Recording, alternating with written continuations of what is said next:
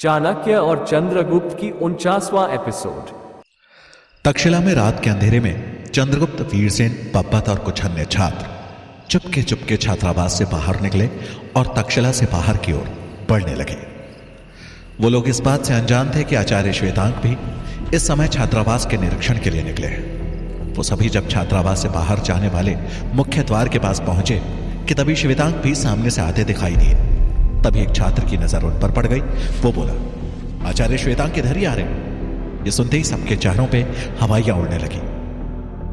श्वेतांक को देखकर सभी छात्र आसपास की दीवारों और दरवाजों के पीछे छिप गए। सभी डर से धीरे धीरे सांस ले रहे थे ताकि सन्नाटे में उनकी सांस की आवाज भी ना गूंजने लगे।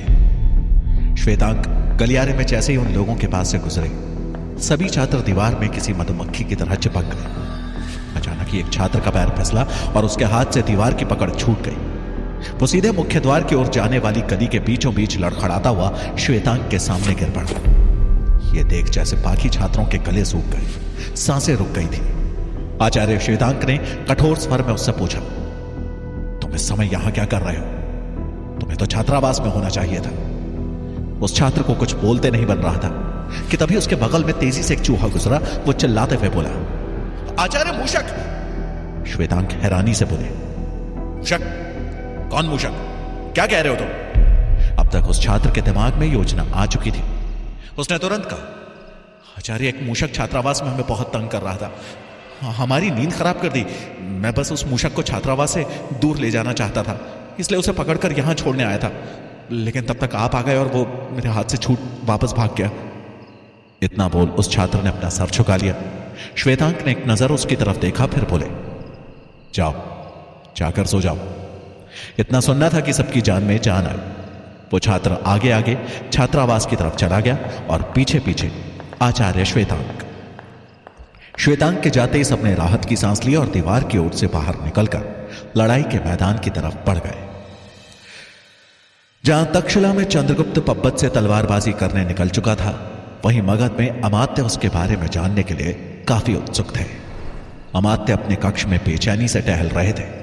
उन्होंने मन ही मन कहा, आखिर शंभुनाथ को मुरा के पुत्र में इतनी दिलचस्पी क्यों है? एक दासी पुत्र में ऐसा क्या है? उनके कक्ष में एक सफेद खरगोश था जो उनके कदम के साथ साथ ही टहल रहा था। तभी खरगोश के एक छोटे से बच्चे ने अपने बिल से एक चूं की आवाज निकाली। यह सुनना था कि खरगोश फौरन बिल की तरफ भागा। अमात्य ने जैसे ही यह देखा, उनके मन ने तुरंत कहा, कहीं मुरा का पुत्र शंभुनाथ का पुत्र तो नहीं? इतनी दिलचस्पी तो केवल कोई अपने पुत्र में ही ले सकता है। उनके चेहरे पर एक कुटिल मुस्कान आ गई। उन्होंने खुश होते हुए कहा, अगर ऐसा हुआ तो हमने भी शंभुनाथ को पूरे राज्य में लज्जित नहीं किया तो हमारा नाम भी अमात्य नहीं। ऐसा सोचते हुए वो मन ही मन बोले, सर्वप्रथम ज्ञात करना होगा कि मुरा का पुत्र कहां है। अगर वो मन्ना देव के पास है तो उसे वहां से मगध लाना होगा। वो ये सोच ही रहे थे कि तभी एक सैनिक ने उनके कक्ष में प्रवेश किया और बोला, महामंत्री जी, मालकेतु का कुछ भी पता नहीं है। हमने बहुत ढूंढा लेकिन वो कहीं नहीं मिला। अमात्य हैरानी से बोले, कहीं नहीं मिला से क्या अर्थ है तुम्हारा? उसे आसमान खा गया या जमीन निकल गई? उस सैनिक ने सर झुकाकर कहा, हमें ज्ञात नहीं महामंत्री जी। अमात्य गुस्से में बोले, ज्ञात नहीं है तो ज्ञात करो और तभी हमारे समक्ष आना। जी महामंत्री जी। इसी बीच सेनापति भुजंग ने अमात्य के कक्ष में प्रवेश किया। उन्होंने अमात्य को सैनिक पर क्रोध करते हुए देख लिया था। सैनिक दोनों को प्रणाम कर चुपचाप वहां से चला गया। उसके जाते ही भुजंग बोले, क्या हुआ महामंत्री जी? किस बात पे इतना क्रोधित है? अमात्य बोले, हर जीतती हुई बाजी हमारे हाथ से निकल जाती है। कहां मालकेतु हमें एक महत्वपूर्ण सूचना देने वाला था और कहां अब उसका खुद का आता पता नहीं है। भुजंग बोले, हो सकता है वो सूचना के संबंध में कोई प्रमाण जुटा रहा हो। अमात्य बोले, हो सकता है। खैर, अच्छा हुआ तुम आ गए। तुम्हारे लिए एक विशेष काम है। भुजंग बोले, कहिए, मैं क्या कर सकता हूं? अमात्य ने भुजंग को मुरा के पुत्र वाली सारी बात कह सुनाई और फिर उसे आदेश देते हुए कहा, तुम उस मन्ना देव का पता करो और वहां से उस बालक को यहां मगध लेकर आओ। एक बार वो यहां आ जाए तो फिर हम भरी सभा में शंभुनाथ की मान मर्यादा की धज्जियां उड़ाकर रख देंगे। ये सुन भुजंग बोले, यदि ऐसा है तो मैं कल सुबह ही प्रस्थान करूंगा। ठीक है, लेकिन ध्यान रहे कि किसी को भी इस बात का पता ना लगे, खासकर शंभुनाथ को, वरना वो सतर्क हो जाएंगे। भुजंग बोले, आप निश्चिंत रहे, लेकिन उस बच्चे का नाम क्या है? मैं उसे पहचानूंगा कैसे? अमात्य को एहसास हुआ कि उन्होंने उस बालक का नाम तो पूछा ही नहीं। वो बोले, मैंने एक बहुत बड़ी गलती कर दी, उस बालक का नाम तो पूछा ही नहीं। भुजंग बोला, आप चिंता मत कीजिए, नाम उगलवाना मेरे बाएं हाथ का खेल है। यह कहकर भुजंग वहां से चले गए। उनके जाते ही अमात्य अपनी गद्दी पर बैठ गए और मन ही मन बोले, कहीं मालके तो फिर से डरकर कहीं भाग तो नहीं गया। खैर, अभी के लिए मुझे मुरा के पुत्र को मगध लाने पर अपना ध्यान केंद्रित करना होगा। जहां अमात्य शंभुनाथ को फंसाने की योजना बना रहे थे, वहीं श्वेतबाहु उनकी योजना पर पानी फेरने शंभुनाथ के पास पहुंच चुका था। शंभुनाथ अपने घर में अकेले था। तभी श्वेतबाहु ने उनके घर में चुपके से प्रवेश किया। उसे इतनी रात को अपने घर पे देखकर शंभुनाथ बोले, क्या बात है, तुम इतनी रात को यहां? श्वेतबाहु बोला, मंत्री जी, गंभीर सूचना है। मुझे लगता है कि अमात्य को मुरा पर शक हो गया है। शंभुनाथ ने हैरान होकर कहा, क्या कह रहे हो तुम? श्वेतबाहु बोला, एक दासी है विशाखा, जो मुरा से नजदीकियां बढ़ा रही है। मैंने विशाखा को अमात्य से मिलते हुए भी देखा है। शंभुनाथ गंभीर होते हुए बोले, अर्थात विशाखा दासी न होकर कोई गुप्तचर है, जो मुरा के राज जानना चाहती है। शायद अमात्य ने इसी कारण उसे उसके पीछे लगाया होगा। श्वेतबाहु बोला, निसंदेह, या हो सकता है वो मुरा के माध्यम से आप तक पहुंचना चाहते हैं। शंभुनाथ ने सोचते हुए कहा, हाँ, हो सकता है। कोई और सूचना? श्वेतबाहु बोला, हाँ, कल आपके बाद अमात्य उस मुरा की उस कैदी रिश्तेदार से मिले थे। शंभुनाथ चौंकते हुए चारपाई से खड़े हो गए। क्या? नहीं, ऐसा नहीं हो सकता। इस बारे में किसी को कुछ भी ज्ञात नहीं होना चाहिए, वरना अनर्थ हो जाएगा। श्वेतबाहु हैरान होते हुए बोला, क्या हुआ मंत्री जी? शंभुनाथ गंभीर होते हुए बोले, तुमने कुछ सुना कि उन्होंने क्या बात की? श्वेतबाहु ना में सर हिलाते हुए बोला, मैं काफी दूर खड़ा था उनसे, लेकिन मैंने अमात्य को मुस्कुराते हुए वहां से निकलते देखा। शायद वो जो चाहते थे उन्हें ज्ञात हो गया। शंभुनाथ घबराते हुए बोले, अगर अमात्य को सत्य का ज्ञान हो गया तो हमारी सारी चाल उल्टी पड़ जाएगी। श्वेतबाहु बोला, मैंने अभी अभी सेनापति भुजंग को भी उनके कक्ष से निकलते देखा है। यह सुनते ही शंभुनाथ गंभीर होकर बोले, इसका अर्थ है कि अमात्य ने भुजंग को भी सब कुछ बता दिया है और अब वो मुरा के पुत्र को ढूंढने का प्रयास करेंगे। श्वेतबाहु बोला, मेरे लिए क्या आज्ञा है मंत्री जी? तुम अमात्य और भुजंग के हर कदम पे नजर रखो। वो क्या करने वाले हैं उसकी सूचना मुझे तुरंत ला कर दो। श्वेतबाहु हां में सर हिलाकर वहां से चला गया, लेकिन चिंता के बादल शंभुनाथ के चेहरे पे मंडराने लगे थे। इधर तक्षशिला में पब्बत वीरसेन, उसके मित्र और चंद्रगुप्त सभी तक्षशिला विश्वविद्यालय से बाहर एक सुनसान स्थान पर इकट्ठा हुए। यह स्थान चारों ओर से घने पेड़ों से घिरा था और बीच में एक खाली जगह थी। वीरसेन के मित्रों ने फौरन वहां मशाल जलाकर रोशनी कर दी। एक तरफ पब्बत, वीरसेन और उसके मित्र इकट्ठा हुए तो दूसरी तरफ चंद्रगुप्त उस छात्र के साथ खड़ा था जिसने पब्बत से सहायता मांगी थी। उस खुली जगह के बीचों बीच एक गोल रेखा खींची गई और शर्त यह थी कि जो कोई भी तलवारबाजी करते समय इस गोले से बाहर निकला वो हारा हुआ माना जाएगा। गोले के अंदर बचा इंसान विजेता होगा। गोल रेखा के बाहर पब्बत एक पत्थर पर बैठ गया। उसके हाथ में एक नंगी तलवार थी। युद्ध शुरू होने से पहले वीरसेन उसके दोनों कंधों को दबाकर उसका हौसला बढ़ाने लगा। वहीं चंद्रगुप्त खड़े खड़े ही अपने बाजुओं को मसल रहा था ताकि मांसपेशियों की जकड़न दूर हो जाए। कुछ क्षण बाद पब्बत नंगी तलवार लेकर गोल घेरे में पहुंच गया और चंद्रगुप्त को ललकारते हुए बोला, किसकी प्रतीक्षा कर रहे हो? आओ और दो हाथ करो मुझसे।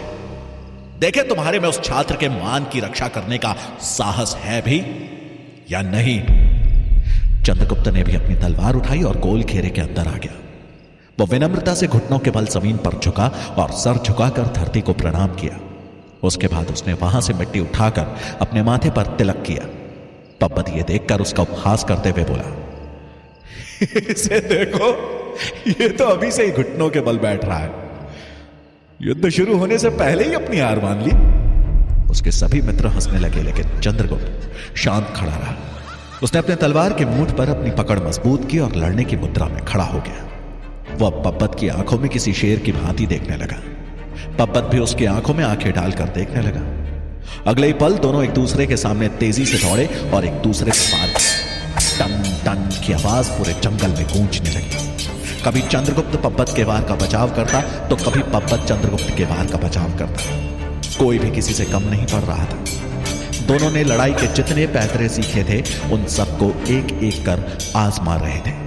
पब्बत के मित्र रह रहकर उसका हौसला बढ़ा रहे थे, लेकिन चंद्रगुप्त का हौसला बढ़ाने वाला कोई नहीं था। अचानक पब्बत ने चंद्रगुप्त पर एक जोरदार वार किया और उसकी तलवार घेरे से बाहर गिर पड़ी। अब चंद्रगुप्त अगर घेरे से बाहर जाता तो हार जाता।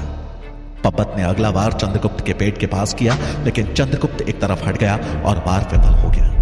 पब्बत एक पल के लिए रुका और हंसते हुए बोला, ले आओ अपनी तलवार बाहर से, या यहीं मरो। इतना बोल उसने तलवार से चंद्रगुप्त की बाह पर वार किया। चंद्रगुप्त की बाह हल्की कट गई और उससे खून निकल पड़ा, लेकिन पब्बत भला कहां रुकने वाला था। वो तो आज चंद्रगुप्त को खत्म करने की प्रतिज्ञा लेकर ही आया था। उसने आंखें दिखाते हुए कहा, तुम्हें याद है, तुम्हारे लिए हमने गड्ढा भी खोद रखा है ताकि तुम्हारे मरने के बाद हम तुम्हें उसमें दफना दें। आज तो तुम्हारी मौत निश्चित है। इतना बोल उसने फिर से चंद्रगुप्त के गले के पास वार किया। चंद्रगुप्त ने झुककर खुद को बचा तो लिया, लेकिन लड़खड़ाकर जमीन पर गिर गया। वो पेट के बल गिरा था। पब्बत ने फिर से उस पर वार किया। वो गुस्से में एक के बाद एक लगातार चंद्रगुप्त पर वार करने लगा। चंद्रगुप्त भी तेजी से लुढ़क कर पब्बत के 3-4 वारों से बच गया। पब्बत अभी भी उस पर पूरी तरह हावी था और चंद्रगुप्त निहत था। उसने मन ही मन कहा, अगर मैंने अभी पब्बत से पीछा नहीं छुड़ाया तो यह मेरी जान लेकर ही रहेगा। अब समय आ गया है अपनी नई कला को प्रदर्शित करने का। वो अभी पीठ के बल जमीन पर पड़ा हुआ था। वो गौर से पब्बत के पैरों और हाथों की गति को देखने लगा। पब्बत की तलवार अभी हवा में ही थी कि चंद्रगुप्त फुर्ती के साथ दोनों हाथ जमीन पर रखकर तेजी से उछला और अपना एक पैर पब्बत के पेट पे दे मारा। इससे पहले कि पब्बत कुछ समझ पाता, चंद्रगुप्त ने हवा में ही दूसरा पैर उसकी गर्दन पर दे मारा। अचानक हुए इन फुर्तीले वारों से पब्बत का अपने शरीर पर जरा भी नियंत्रण नहीं रहा। उसके हाथ से तलवार छूटकर गोल घेरे से बाहर जा गिरी। वो खुद भी जमीन पर गिर पड़ा और घिसटता हुआ घेरे से बाहर जाने ही वाला था कि वीरसेन दौड़ता हुआ उसके पीछे आया और उसे संभाल लिया। पब्बत का गुस्से के मारे बुरा हाल था। वीरसेन भी घेरे के अंदर आ गया और चिल्लाते हुए बोला, तुम्हारी इतनी हिम्मत कि एक राजकुमार के ऊपर हाथ उठाओ? ऐसा बोल वो और पब्बत दोनों चंद्रगुप्त से भिड़ गए। अब चंद्रगुप्त अकेला था और वो दो लोग। वो दोनों अपनी मुट्ठी बांध उस पर प्रहार करने लगे, लेकिन चंद्रगुप्त भी फुर्ती से अपना बचाव कर रहा था। वीरसेन गुस्से में बोला, पब्बत आज छोड़ना नहीं इसे, आज इसकी कहानी यही खत्म कर देनी है। पब्बत भी गुस्से में बोला, मैं आज इसे गड्ढे में दफना कर ही यहां से जाऊंगा। आज ये मेरे हाथों से नहीं बचेगा। तीनों में द्वंद्व युद्ध चल ही रहा था कि अचानक पास के पेड़ से एक सांप निकला और उस घेरे की तरफ बढ़ने लगा। तीनों के वहां मौजूद किसी भी छात्र की दृष्टि घेरे की तरफ बढ़ रहे सांप पर नहीं गई। चंद्रगुप्त दोनों पे वार कर रहा था कि अचानक उसका पांव सांप की पूंछ पे पड़ गया। खुद के बचाव के लिए उस सांप ने चंद्रगुप्त के पैर को डस लिया। लड़ाई के चलते चंद्रगुप्त को इस बात का आभास ही नहीं हुआ। उसका जहर तेजी से चंद्रगुप्त के रक्त में दौड़ने लगा था। कुछ क्षण की लड़ाई के बाद चंद्रगुप्त ढीला पड़ने लगा। उसे मूर्छा आने लगी थी। पब्बत ने अचानक चंद्रगुप्त को ढीला पड़ते देखा तो उसे हैरानी हुई। तभी उसकी नजर वहां से वापस जाते सांप पर पड़ी। उसने तुरंत वीरसेन को रोकते हुए कहा, रुक जाओ मित्र, प्रकृति ने खुद इस कपटी का उपाय कर दिया है। उसने सांप की तरफ इशारा किया और हंसते हुए कहा, हमें समझ में नहीं आ रहा कि इस सर्प का धन्यवाद कैसे करें। इसने तो हमारा कार्य ही आसान कर दिया। अब किसी को संदेह नहीं होगा कि चंद्रगुप्त लड़ाई में मारा गया है। यह मृत्यु तो उसकी प्राकृतिक मृत्यु होगी। सभी मित्र जोर जोर से हंसने लगे। वीरसेन ने उपहास करते हुए कहा, राजकुमार, हमें तो सर्प को भी अपने दल में शामिल कर लेना चाहिए। वो हमारा ही कोई बिछड़ा साथी लगता है। उसके सभी मित्र फिर से हंस पड़े। कुछ ही देर में जहर के असर के चलते चंद्रगुप्त चकराकर वहीं गिर पड़ा। कुछ देर तक पब्बत और वीरसेन वहीं खड़े रहे और फिर चंद्रगुप्त को वहीं छोड़ अपने मित्रों के साथ वापस छात्रावास लौट गए। वहीं चंद्रगुप्त धीरे धीरे मूर्छित हो रहा था। उसका शरीर धीरे धीरे नीला पड़ रहा था। उसकी आंखों के सामने एक धुंधला सा दृश्य चलने लगा, जैसे छोटा चंद्रगुप्त भाग रहा है और एक औरत उसे पकड़ने के लिए उसके पीछे पीछे दौड़ रही है। वो औरत बोल रही थी, चंद्र रुक जाओ चंद्र। ये कहते कहते उस औरत ने उसे पकड़ लिया और गोद में उठा लिया। चंद्रगुप्त को उस औरत की धुंधली तस्वीर दिखाई पड़ी और उसके मुंह से निकला, वाह, क्या चंद्रगुप्त सर्पदंश से मर जाएगा? क्या भुजंग और अमात्य मन्ना देव से चंद्रगुप्त का सच जान पाएंगे? उन्हें सच जानने से रोकने का शंभुनाथ का प्रयास सफल होगा या हो जाएगी उनकी हार? जानने के लिए सुनिए चाणक्य का अगला भाग।